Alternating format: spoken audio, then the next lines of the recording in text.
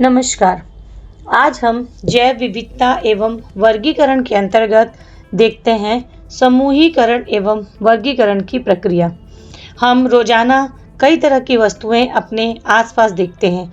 इन्हें विभिन्न कार्यों में उपयोग में लाने के लिए अलग-अलग समूह भी बनाते हैं, जैसे रसोई घर का सामान, खेल से जुड़ा सामान आदि।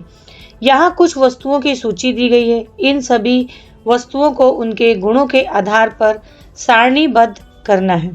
प्लास्टिक के स्केल, पुस्तक, पेन, परख नली, लकड़ी का गुटका, लेंस, समतल दर्पण, कांच का टुकड़ा, प्लास्टिक का टुकड़ा, रबड़ की गेंद, बल्ला, रस्सी, सुई, लकड़ी का स्केल, पेंसिल इत्यादि। इन्हें हम विभिन्न समूहों में बांटेंगे, जैसे कि लकड़ी की वस्तुएं, आयताकार वस्तुएं इत्यादि। अन्य और अधिक समूहों में बांट सकते हैं। इनके समूह में बांटते समय हमें कुछ बातों का ध्यान रखना है, जैसे कि समूह बनाते समय वस्तुओं को किन किन गुणों में ध्यान रखा गया है, किन किन समूहों में उनके गुणों के आधार पर बांटा गया है, या ऐसे समूह जिसमें आप अधिकतम वस्तुओं को एक साथ रख रहे हैं, या ऐसे समूह जिसमें कि बहुत कम वस्तुएं रखी गई हैं। हम देखते हैं कि एक समूह की सभी वस्तुओं में कोई एक गुण समान होता है। इसी समान गुण को हम समूह या गुण धर्म कहते हैं।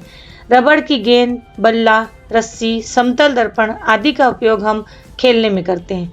अतः खेलने में उपयोग गुण धर्म के आधार पर इन्हें एक समूह में रखा जा सकता है। उपयुक्त वस्तुओं के गुणों को पहचानने के लिए हमने कई आधार चुने। ये वस्तु का आकार, वस्तु किस चीज से बनी है या उनका उपयोग आदि हो सकते हैं। इसी प्रकार हम अन्य आधारों पर भी वस्तुओं के गुणों को पहचान सकते हैं। इसी प्रकार किसी एक गुण में समानता के आधार पर बनाए हुए समूह को समूहीकरण या समूह बनाना कहते हैं। समूहीकरण में एक वस्तु दो या दो से अधिक समूहों में आ सकती है। इन्हीं वस्तुओं को समूहीकृत करने का एक और तरीका है, जैसे कि प्लास्टिक का स्केल, पुस्तक, पेन, परख नली, लकड़ी का गुटका, लेंस, समतल दर्पण, कांच का टुकड़ा, रबड़ की गेंद, बल्ला, रस्सी, सुई, लकड़ी का स्केल, पेंसिल इत्यादि को हम पहले दो समूह में बांटते हैं।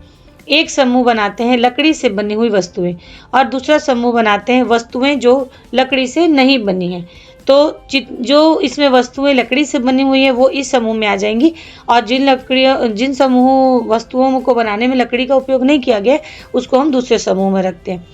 इसमें अब जो वस्तुएं लकड़ी से नहीं बनी है उनको फिर से हम दो अलग समूह में बांट सकते हैं।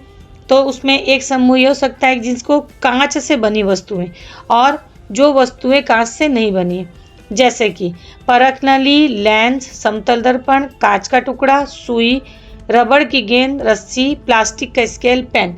ये हमारे पास बिना लकड़ी से बने हुए समूह में थी।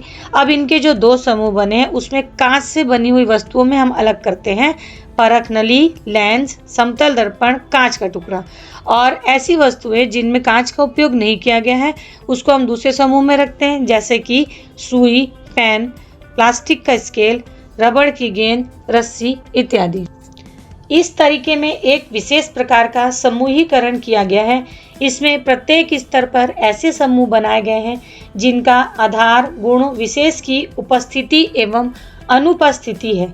इस प्रकार से किए गए समूहीकरण को वर्गीकरण कहते हैं। इसमें हम वस्तुओं को वर्गों में बांटते हैं।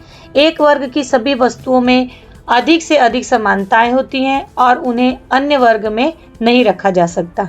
समूहीकरण व वर्गीकरण का उपयोग हम सभी विषयों में करते हैं, जैसे कि पदार्थों का, विलयनों का, मिट्टी का, बलों का, जीवों का वर्गीकरण। इन सभी के बारे में हम आगे पढ़ेंगे। इस अध्याय में हम जीवों के वर्गीकरण का अध्ययन करेंगे।